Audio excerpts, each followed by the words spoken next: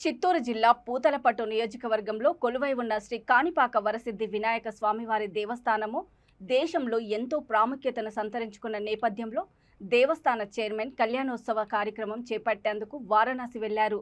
అయితే దేవస్థాన chairman EO పలువురు వేద పండితులు పాలక మండలి సభ్యులు స్వామివారిని కొందరు సిబ్బందిని రైలులో తీసుకువెళ్లగా వారు మాత్రం విమానంలో కుటుంబ సపరివార సమేతంగా వెళ్లడము విమర్శలకు దారితీసింది.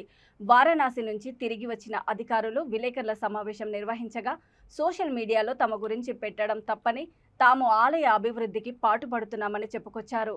అయితే కుటుంబ సమేతంగా విమానంలో వెళ్లినవి విషయాన్ని మాత్రం ధృవీకరించలేదు. దీనిపై సర్వత్రా విమర్శలు వ్యక్తమవుతున్నాయి.